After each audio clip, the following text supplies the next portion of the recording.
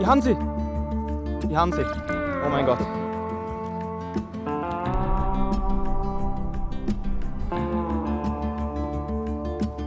Wow! Hey, ich komme nicht raus aus dem Staunen.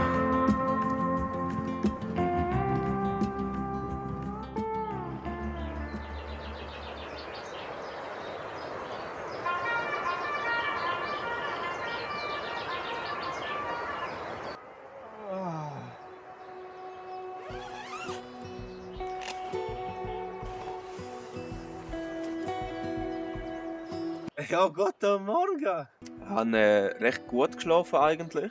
Ich hatte schön warm. Aber ich habe ja hier GoPro aufgestellt für die Nachtaufnahme. Und nachdem ich sie wieder reingeholt habe, bin ich jahrelang nicht eingeschlafen. So 5 Stunden Schlaf oder so habe ich gleich gekriegt. Also alles gut. Jetzt gehe ich ins Zelt, gerade wieder alles zusammenbauen. Und ja, gehe fischen.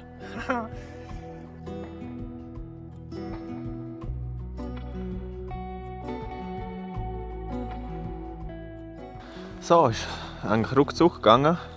Es haben jetzt vielleicht jetzt mehr als 10 Minuten gehabt, um das Zelt zusammenzubauen. Und wie ihr seht, beim Zeltplatz ist nichts mehr rum. Alles wieder mitnehmen, so wie es sein sollte.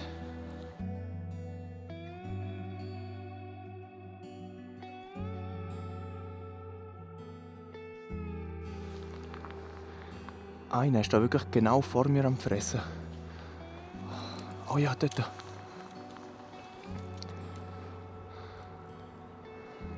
Jetzt ist er dort hin. Oh ja, da unten ist einer.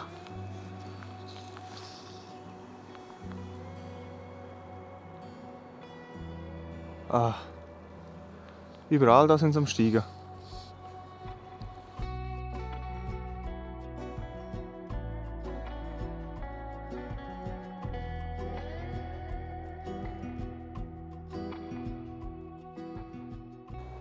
Ich sehe sie überall anders steigen, aber nicht hier bei mir.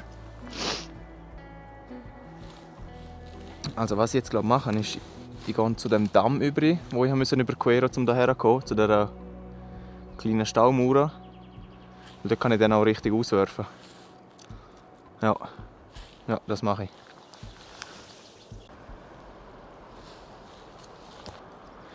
Ich sehe hier leider gerade keinen Fisch. Ein bisschen weiter draußen dort sind sie am Steigen.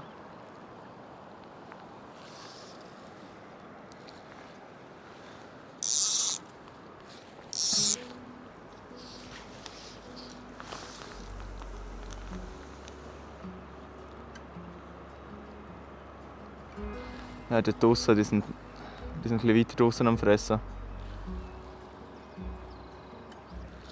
Aber was ich mache jetzt, ich gehe auf die andere Seite, weil dort hat es einen Bacheinlauf. Also falls ich keinen Fisch steigen sehe dort beim Mürli, dann gehe ich gerade dort rüber. Vielleicht wären sie auch interessiert an einem Löffel.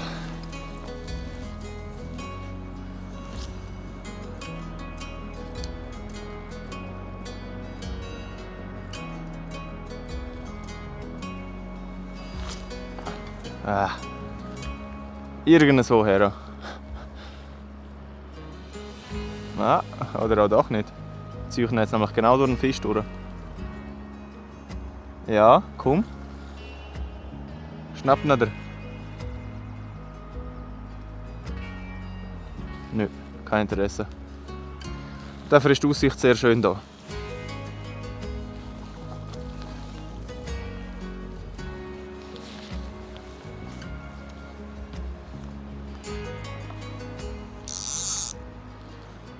Oh ja, dort habe ich gerade einen steigen gesehen.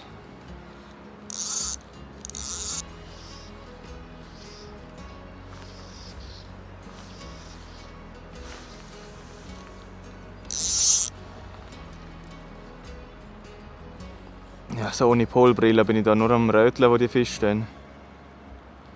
Oh, haha, dort.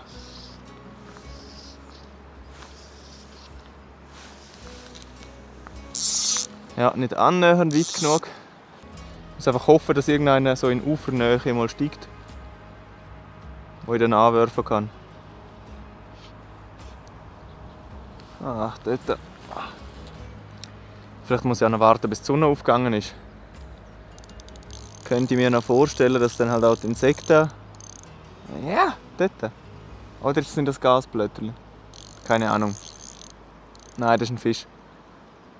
Ah, aber zu weit weg.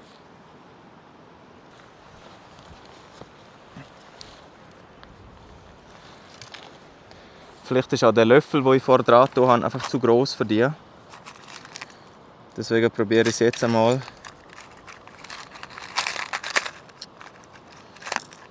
Hoppla. Mit dem hier.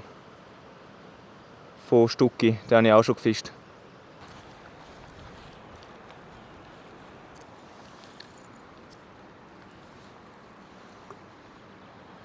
Also an dem See gibt es folgende Fischarten. Bachforelle, Namaikasch, Elritze und Groppa. Wow, so ein fetter Namai wäre schon geil.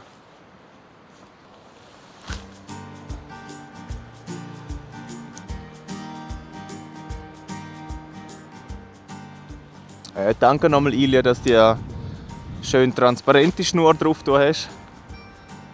Ich glaube, so die gelbe wäre jetzt an einem klaren Gelbsee, an einem klaren Bergsee auch nicht so gut. Ah, da unten ist einer, ein kleiner. Nein, nicht so klein. Null Interesse. Null Interesse. Als er gerade die Oberfläche berührt hat, ist er so in die Richtung geschwommen. Und nachher habe ich im Viertel angeschaut. Ah, dort. Perfekter Schmiss. Führt das zum Biss? Natürlich nicht. Ich glaube, gibt es hier Bachsaibling, wäre der Köder besser. Weil eben der hat so orange, schwarzer Rücken. Also so oranger Bauch, schwarzer Rücken und blaue Punkte. Das ist halt schon eher Bachsaibling. Und das ist halt auch kein Forellenpuff, also beißen sie auch nicht auf. Was auch nicht, da kannst du alles reinschmeißen und die beißen gefühlt. Und dann glaube ich nachher nochmal der Zweier-Mozzi dran, der silbrig mit dem roten Punkt. Er ist einfach mein absoluter Lieblingslöffel. Und eben, ich habe schöne Brummer schon mit dem gefangen.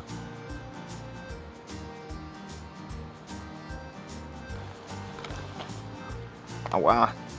Ich fische wieder mit Einzelhaken. Falls ich einen schönen fange, freue ich mich natürlich wie ein Schnitzel, aber falls nicht, ist eigentlich auch gleich. Wow! Habt ihr gesehen, wie weit?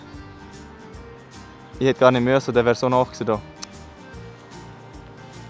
Ich glaube, das wäre auch ein perfekter See, um eben mit dem Mozzi und einem Bamali hinten dran zu fischen. Weil eben, es gibt Elritze und Groppa hier. Also hätte man mit dem sicher keine schlechte Chance.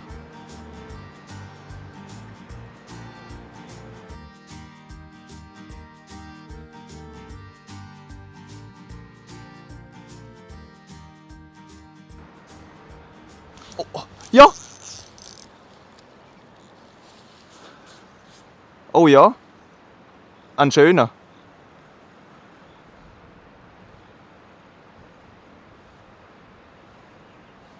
Sehr geil. Ja, oh, fast ins Wasser gefallen. Nein, er hat sich gelöst.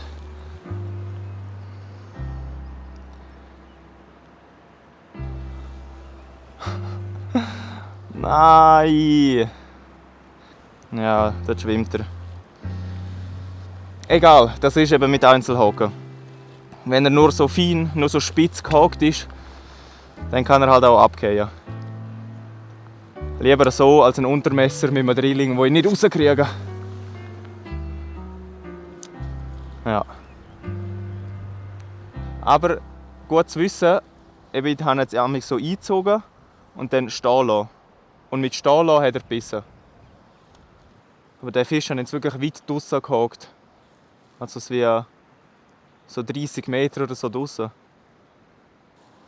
Das wäre jetzt schön gewesen. gut.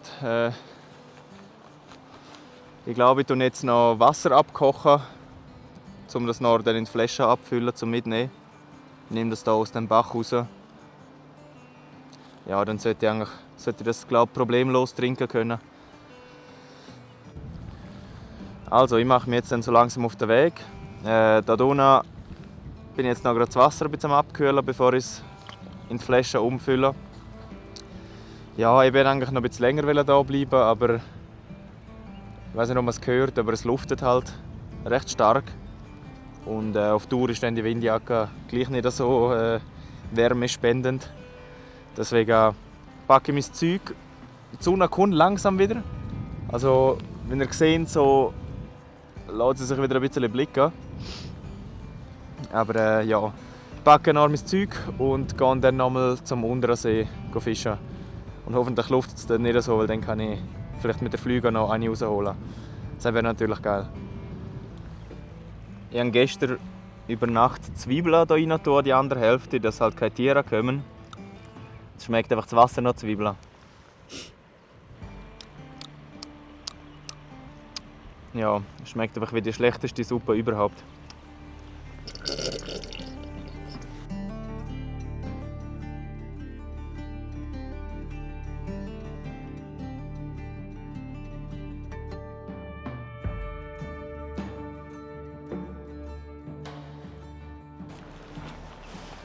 Gut, dann mache ich mich auf den Weg. Ich zeige euch gerade noch das letzte Mal den See.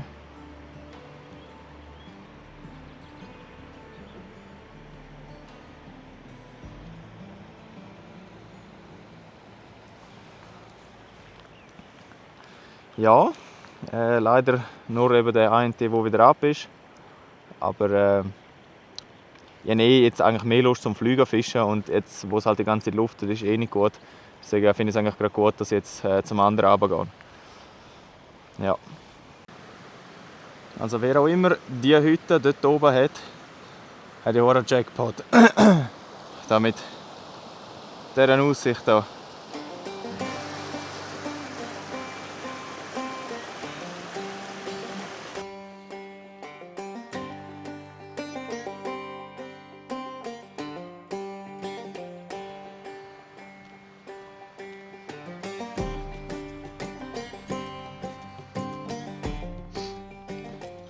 Also ich muss sagen, ich bin echt begeistert von dem Schlafsack. Auch wenn er eher ein bisschen teuer war, ist das wie 260 Stutz oder so. Ich hatte halt echt warm, es war bequem. Und auch die Matratze, die kleine Luftmatratze, auf der ich gepennt habe, tipptopp. Es hat recht viele Tanzäpfel unter mir und so kleine Löchli. Aber die hat sich schön angepasst. Am Boden um meinem Rücken. Also, gut geschlafen. Eingeschlafen nicht so, aber dann nachher durchgeschlafen habe ich gut. Ich finde das so eine coole Gegend hier. Es ist wieder wie so in einem Kessel drin und windstill. Irgendwo in der Ferne hört man so Kühglocken. Irgendwo in der Ferne hört man so Kuhglocken. Und Singvögel natürlich auch. Es ist traumhaft. Also in den Bergen hier oben, ich weiß nicht, wo es schöner sein sollte.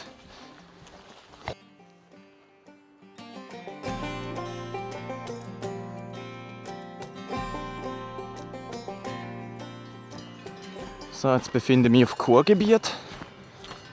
Aber solange die keine Kälber haben, ist glaube ich nicht so schlimm. Ja, hallo! Guten Morgen, ihr Süßen. Alle starren mich an.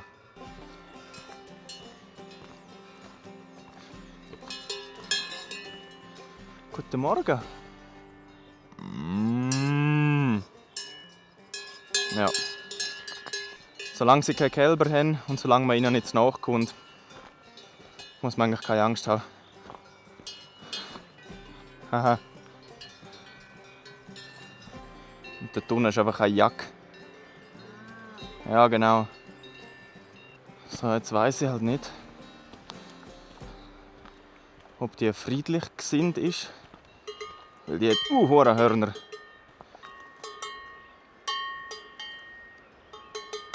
musst genau da stehen bleiben. Schon gut.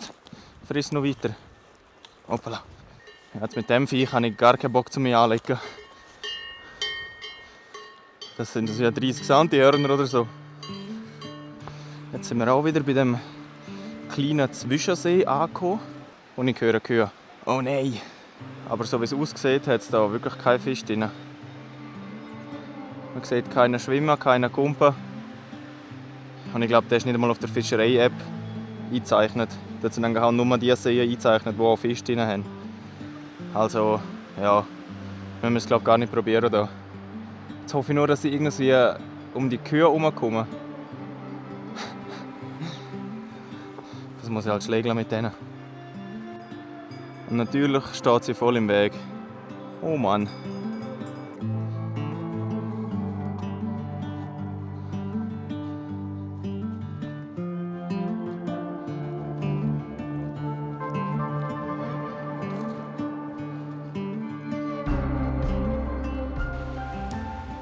Spiegelglatt der See. Wow. Jetzt hoffe ich nur, dass sie am Fressen sind gerade. Weil noch sehe ich nichts. Ah, mal. Okay. Sehr gut. In dem Fall wird die Flügelroute ausgepackt.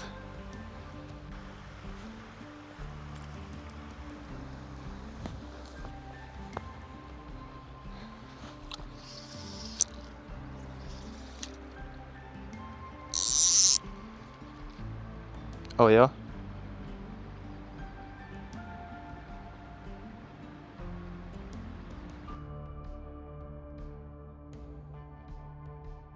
Ich habe das Gefühl, jetzt hier im Flachen sind eher die kleinen Fische.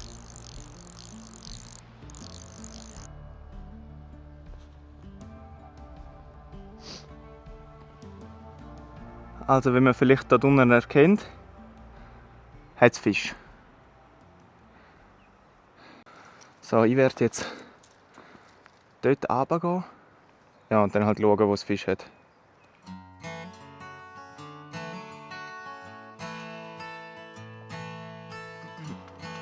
Oh, Fisch.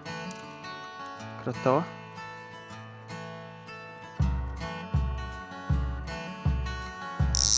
Das hat er gesehen. Ja, den habe ich vertrieben.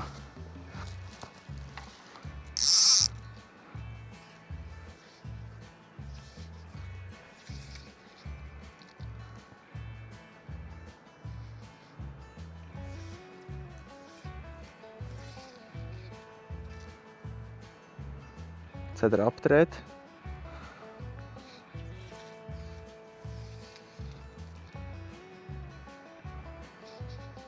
Ich sehe den Fisch nicht. Ich muss es woanders herstellen.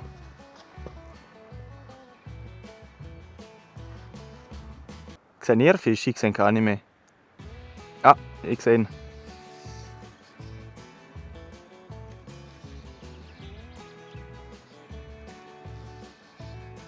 Hi. So ein Schisshaus.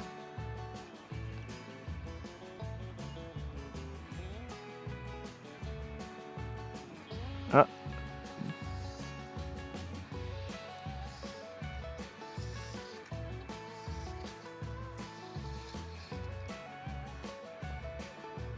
Nein. Daneben.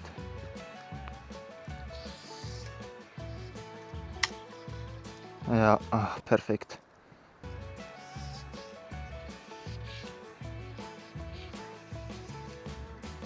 Jetzt sehe ich ihn noch wieder nicht mehr. Da unten ist schon einer.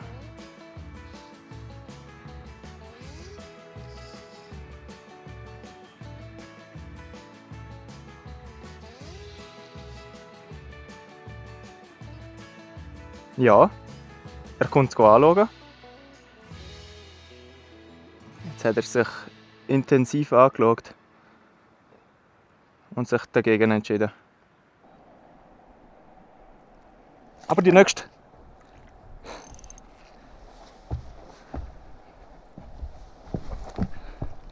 Das ist eine kleine.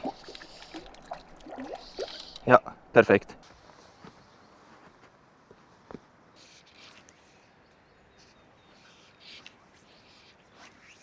Nein, was mache ich für Würfe? Was soll ich machen? Ich glaube, ich gehe wieder zu der Stelle, wo ich gestern war. Weil dort habe ich eigentlich noch recht gute Forellen gesehen. Anders als hier. Ja, vor allem sehe ich gar keine mehr. Gut, in dem Fall tun wir den Platz wechseln.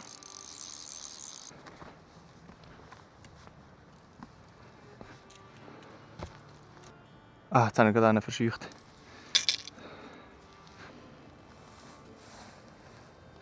So, ich hoffe, die GoPro hebt da unten. Ui, grosser Fisch. Oh. Da unten liegt ein toter, grosser Fisch. Krass.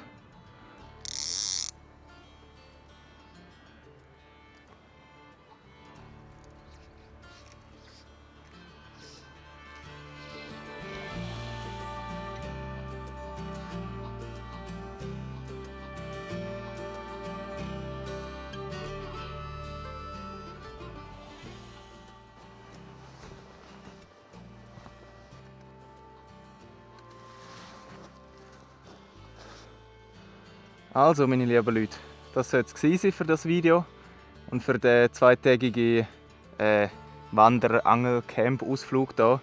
Ich hoffe, euch hat es gefallen. Ich habe es mega schön gefunden und ich wollte schon lange mal eben genau so ein Video machen. Und das Wochenende hat es endlich geklappt. Das Wetter hat auch mitgespielt, also das hier ist eigentlich auch gut. So, scheißegal. Mit dem Catch and Cook, also ich weiß nicht, das ist glaube ich ein Fluch, aber es hat immer noch nicht geklappt. Ja, no, wir haben Fisch gefangen. Meine Hände haben nach Fisch geschmeckt. Also, ja. Ich danke euch vielmals, dass ihr zugeschaut habt. Und ja, hoffe, ihr seid dann beim nächsten Video auch wieder dabei. Also, bis dahin, Petri Heil. Tschüss.